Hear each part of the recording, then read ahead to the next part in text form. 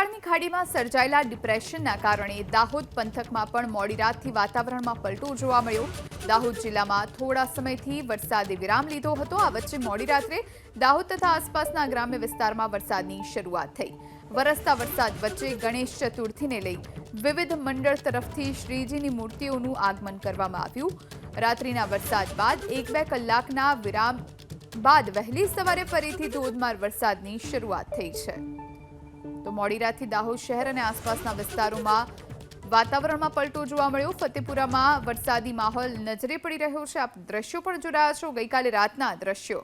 સંવાદદાતા મનીષ ફોનલાઈન પર જોડાયા છે। મનીષ, ક્યાં ક્યાં વરસાદ ત્યાં?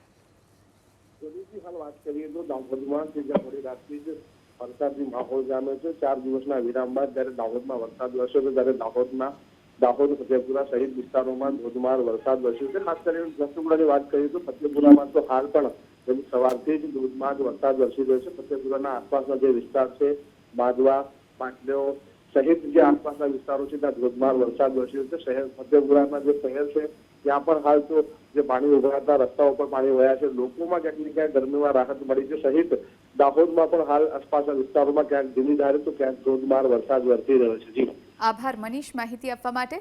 તો મોડી રાતથી જ વાતાવરણમાં પલટો દાહોદમાં જોવા મળી રહ્યો છે। શહેર અને આસપાસના જે ગ્રામ્ય વિસ્તારો છે ત્યાં વરસાદી માહોલ છવાયો છે। ક્યાંક ધીમી ધારે તો ક્યાંક વરસાદી ઝાપટા નજરે પડી રહ્યા છે। ગઈકાલે રાત્રે વરસાદી માહોલ જોવા મળ્યો હતો। આપ દ્રશ્યો પણ જોઈ રહ્યા છો। મોડી રાતથી દાહોદ શહેર અને આસપાસના વિસ્તારમાં વરસાદ વરસ્યો છે। ફતેપુરામાં પણ વરસાદી માહોલ નજરે પડ્યો। તો એક તરફ હવામાન વિભાગની આગાહી છે અને તેની વચ્ચે દાહોદ જિલ્લામાં વરસાદી માહોલની શરૂઆત નજરે પડી રહી છે। બંગાળની ખાડીમાં સર્જાયેલા ડિપ્રેશનના કારણે દાહોદ પંથકમાં મોડી રાતથી વાતાવરણમાં પલટો નજરે પડ્યો છે।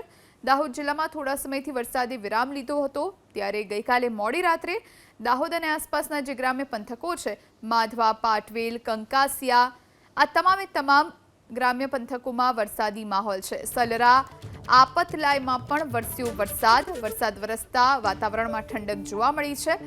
ધોધમાર વરસાદથી નીચાણવાળા વિસ્તારોમાં પાણી ભરાયા છે। તો ફતેપુરામાં પણ વરસાદ વરસ્યો છે। આ તરફ ગણેશ ચતુર્થી નજીક આવી રહી છે, ત્યારે વિવિધ મંડળ તરફથી શ્રીજીની મૂર્તિઓનું આગમન કરવામાં આવ્યું હતું। તેના દ્રશ્યો પણ આપ જોઈ રહ્યા છો। ત્યારે રાત્રે વરસાદ બાદ વાતાવરણમાં ઠંડક જોવા મળી। વહેલી સવારે પણ ધીમી ધારે વરસાદની શરૂઆત થઈ।